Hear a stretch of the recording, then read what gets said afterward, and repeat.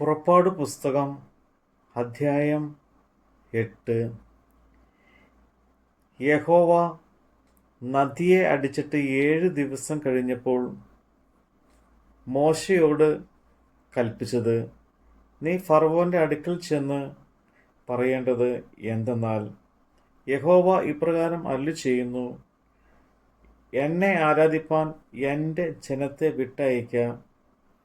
നീ അവരെ വിട്ടയപ്പാൻ സമ്മതിക്കുന്നില്ല എങ്കിൽ ഞാൻ നിന്റെ രാജ്യത്തൊക്കെയും തവളയെ കൊണ്ട് ബാധിപ്പിക്കും.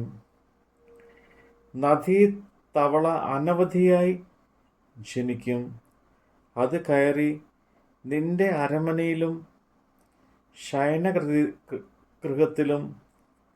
കട്ടിലിന്മേലും നിന്റെ ഭൃത്യന്മാരുടെ വീടുകളിലും നിന്റെ ജനത്തിന്മേലും അപ്പം ചുടുന്ന അടുപ്പുകളിലും മാവ് കുഴയ്ക്കുന്ന തൊട്ടികളിലും വരും. തവള നിന്റെ മേലും നിന്റെ ജനത്തിന്മേലും നിന്റെ സകല ഭൃത്യന്മാരുടെ മേലും കയറും.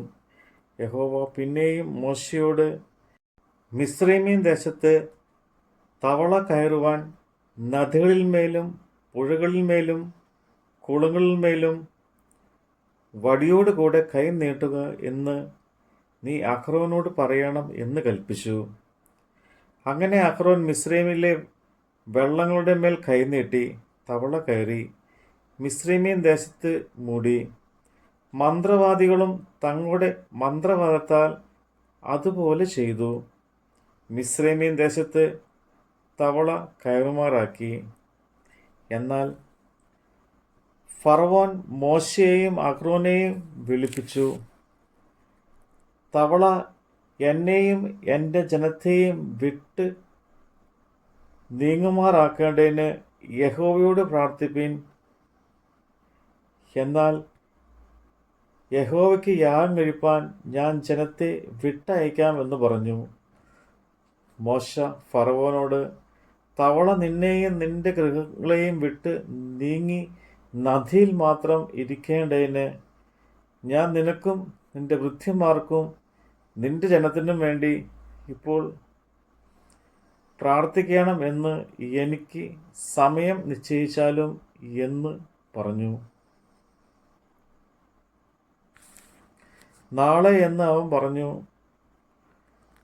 ഞങ്ങളുടെ ദൈവമായ യഹോവയെ പോലെ ആരുമില്ല എന്ന് നീ അറിയേണ്ടതിന് നിന്റെ വാക്ക് പോലെ ആകട്ടെ, തവള നിന്നെയും നിന്റെ ഗൃഹത്തെയും നിന്റെ ഭൃത്യന്മാരെയും ജനത്തെയും വിട്ടുമാറി നദിയിൽ മാത്രം ഇരിക്കും എന്ന് അവൻ പറഞ്ഞു. അങ്ങനെ മോശയ്ക്കും അഹ്റോനും ഫറവോൻ്റെ അടുക്കൽ നിന്ന് ഇറങ്ങി. ഫറവോൻ്റെ മേൽ വരുത്തിയ തവള നിമിത്തം മോശ യഹോവയോട് പ്രാർത്ഥിച്ചു. മോശയുടെ പ്രാർത്ഥന പ്രകാരം യഹോവ ചെയ്തു.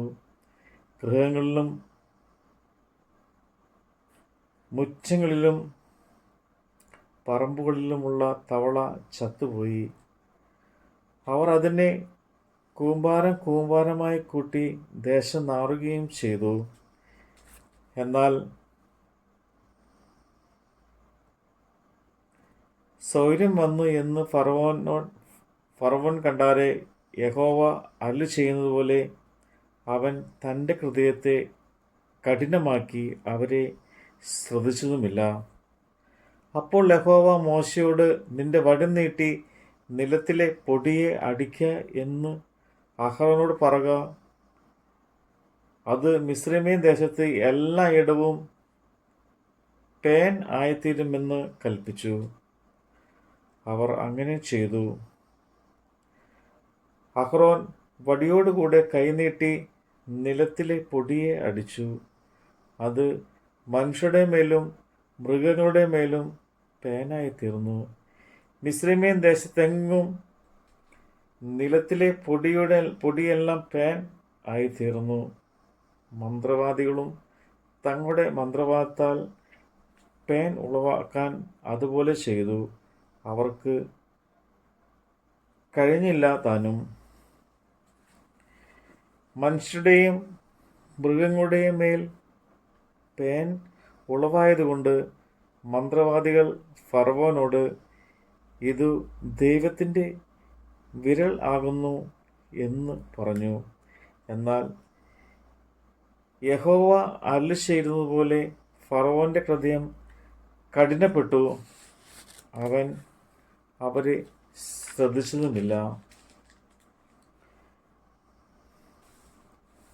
പിന്നെ യഹോവ മോശയോട് കൽപ്പിച്ചത്, നീ നാളെ രാവിലെ എഴുന്നേറ്റ് ഫറവോന്റെ മുമ്പാകെ നിൽക്കുക. അവൻ വെള്ളത്തിൻ്റെ അടുക്കൽ വരും. നീ അവനോട് പറയേണ്ടതിന് എന്തെന്നാൽ, യഹോവ ഇപ്രകാരം അരുളി ചെയ്യുന്നു, എന്നെ ആരാധിപ്പാൻ എൻ്റെ ജനത്തെ വിട്ടയക്കാം. നീ എൻ്റെ ജനത്തെ വിട്ടയക്കില്ല എങ്കിൽ ഞാൻ നിന്റെ മേലും നിന്റെ ഭൃത്യന്മാരുടെ മേലും നിന്റെ ജനത്തിന്മേലും നിന്റെ മൃഗങ്ങളിലും നായീച്ചയെ അയക്കും.